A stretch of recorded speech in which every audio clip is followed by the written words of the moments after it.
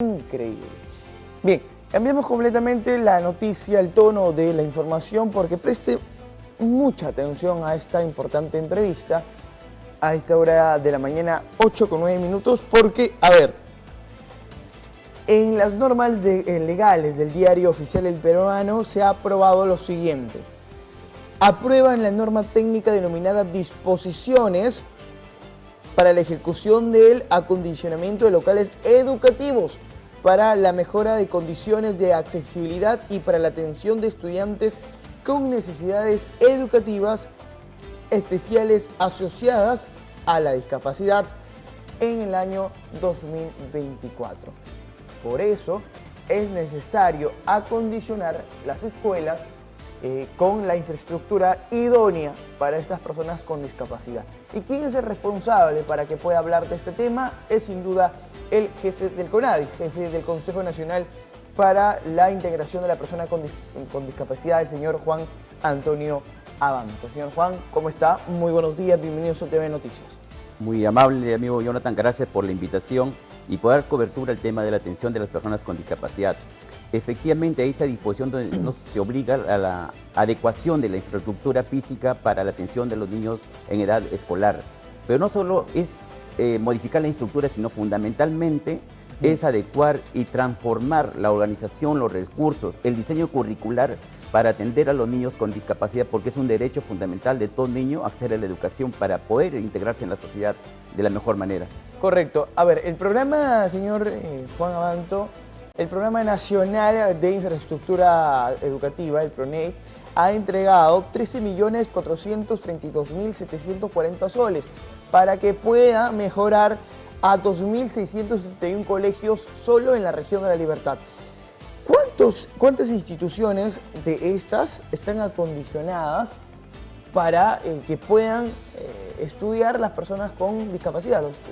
Más o menos el 50% de los centros educativos de los diferentes niveles de educación tienen la adecuación para el ingreso de las personas con discapacidad física. Esto implica la existencia de rampas, ascensores, servicios higiénicos accesibles, pero la gran mayoría, a estas alturas, ya después de tantos años de estar promoviendo el tema de la educación inclusiva, deberían haber adecuado sus infraestructuras, pero lamentablemente no dan atención al tema de discapacidad de diferentes autoridades. Lo que acá implica es transformar su mirada, sus pensamientos, adecuar el tema de la discapacidad a un enfoque de derechos humanos. ¿Qué significa? Que tienen que entenderse que las personas con discapacidad son seres humanos y tienen todo el derecho para poder hacer la educación y a otros derechos que a veces el Estado les pone barreras o no les da un servicio adecuado, ¿no? En este caso la educación. Ahora, ¿cuánta es la población estudiantil que cuenta La Libertad que tienen estas discapacidades, señora Abanto? Mire, más o menos acá en La Libertad son 200.000 personas con discapacidad, es el 10% de la población. De esa población, más o menos, unos 15.000 estarán en edad escolar, ¿no? Menor de 19 años, que lamentablemente de ellos solamente un 20 o 30% tienen acceso a la educación, porque no existen el número suficiente de centros educativos de educación básica especial, que solamente básicamente en la costa, en la sierra no existen CEBES, y lo otro, que los centros educativos regulares que deben recibir a los niños con discapacidad leve y moderada se niegan a atenderlos bajo el pretexto que no están capacitados, que tienen que exigir el certificado de discapacidad. Ponen una serie de pretextos y no reciben los niños con discapacidad. Por eso el llamado de atención, aquel que se sienta discriminado, excluido, busquen al CONADIS, busquen a la SOMAPE que existen en todos los gobiernos locales para poder acompañarlo y exigir este derecho fundamental del derecho a la educación. ¿Cuáles son estos problemas, señor Abanto, que padecen los estudiantes con discapacidad? Como le decía, en el tema específico de la educación, que es un tema muy recurrente en estos meses de matrícula, fundamentalmente hemos ido a diferentes centros educativos acompañando a los padres que se niegan a recibir a sus niños con discapacidad. Y ya desesperados acuden a CONADIS, acuden a la SOMAPET, acuden a la OREDIS para exigir este derecho. Hace poco hemos ido a un centro de educación básica inicial, que es el Mundo Mágico. Hemos sido reiteradas oportunidades, hasta ahora ponen pretexto que están evaluando los documentos, cuando es un proceso natural. Si no tiene el certificado de discapacidad, basta con una declaración jurada y el compromiso del padre de familia de tramitar el certificado de discapacidad para establecer el grado de discapacidad, si es leve, moderada o severa. Claro, todo colegio debe ser inclusivo, ¿no? Hay una norma que establece que deben reservar 2 vacantes mínimos por aula para tener a un niño con discapacidad. Y en ese sentido los docentes de educación básica regular tienen la gran obligatoriedad de promover una educación democrática, inclusiva y permitir el acceso a la educación de los niños con discapacidad. Ahora, ¿cuántas denuncias ha podido recepcionar el CONADIS en lo que va del 2024 a inicios también del año escolar que no se quieren o las instituciones no quieren recibir a estos estudiantes? A la fecha hemos recibido más o menos 5 denuncias, de los cuales 4 hemos logrado que ya se han incluido. Solamente hay uno en este caso que todavía se resisten a ello. Pero caso contrario, nosotros vamos a hacer la denuncia correspondiente por discriminación. El tema de discriminación está considerado en el artículo 323 del Código Penal. Toda distinción, exclusión o restricción por la condición de discapacidad puede ser sometido a una denuncia por discriminación. ¿Y estos 5 colegios, 4 ya han accedido? ¿Cuáles eran estos motivos? El tema es que mencionan que los docentes no están capacitados. Claro, esto significa que, pero ya el tema de educación inclusiva en nuestro país se inició hace 20 años. Ellos también deben haberse capacitado en el tema del sistema braille, la lengua de señas, a hacer las adecuaciones de su diseño curricular para atender a un niño con discapacidad, con retardo, discapacidad intelectual, pero lamentablemente no se esfuerzan. Claro, si hay docentes, reconocemos que están participando en este proceso de inclusión, los atienden debidamente a los niños con discapacidad, pero todavía falta un buen número de profesores que se capaciten, ¿no? Y acá hay un compromiso de las universidades públicas y privadas de enseñar a los profesionales, fundamentalmente a los docentes, que atiendan a la diversidad, porque en un aula van a encontrar diversidad de niños con diferentes formas de actuar, ¿no? Y entonces tenemos que atenderlo de acuerdo a sus necesidades, a sus potencialidades, ¿no? Claro, una educación inclusiva, así es.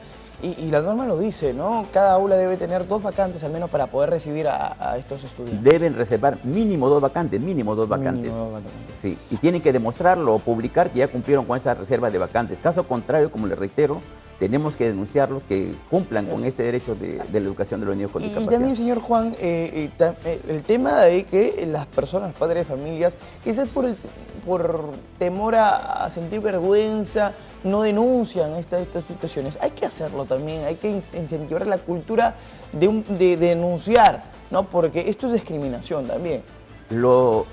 Aprovecho esta pregunta para poder hacer un llamado de atención a los padres de familia que todavía hay mucho prejuicio, hay mucho desconocimiento. Acá hay que subrayar que todo niño tenga una discapacidad severa o una multidiscapacidad, tiene el derecho a estudiar. Quizás no va a alcanzar una carrera técnica o profesional, pero ese niño va a poder desempeñarse en el hogar, en el entorno familiar, en el entorno social. Vamos a permitir que sea independiente, que sea autónomo. Y en otros casos hay ejemplos de niños. Le pongo el caso, justo va a venir, creo, el director del Instituto de la Oficina de Concentrada de Cultura, ha incluido a 2 niños con discapacidad y síndrome de Down. Están estudiando para ser docentes. Y ya uno está por egresar, a pesar de su discapacidad, sus limitaciones, va a ser un profesional, un niño con síndrome de Down. Y ese es un ejemplo de inclusión. Sí, no hay límites para alcanzar los objetivos que a veces las personas se logran trazar en la vida. Lo que queremos es que se brinden las oportunidades que tanto exigimos y se cumpla con los derechos. Y les reitero, reconocer primero en nuestras ideas y nuestras creencias que las personas con discapacidad somos seres humanos, que tenemos dignidad y tenemos derechos. Eso es fundamentalmente para transformar la sociedad, ¿no? Correcto, señor Juan Abanto. Dado a conocer esta importante noticia, esperemos de que las instituciones adecúen su infraestructura para la mejor educación, para una convivencia escolar idónea, ¿no? De ser inclusivo más que todo, porque en los últimos años ha sido muy difícil desterrar esta misma. Muchísimas gracias, señor Juan. Gracias, amigo. Permitan finalmente decirle que nuestro local institucional está en Independencia 467. Nuestro teléfono es el 94-993-9106. Para cualquier situación de discriminación en el tema de discapacidad estamos a su disposición. Y también en el distrito o provincia más alejada existe una oficina municipal de atención a personas con discapacidad que pueden darle la orientación y el acompañamiento respectivo. ¿El horario de atención? De lunes a viernes de 8 a 1 y de 2 a 5 de la tarde. Correcto, señor Juan Abanto. Juan Antonio Abanto, el jefe del CONADIS, dice: en la libertad te subo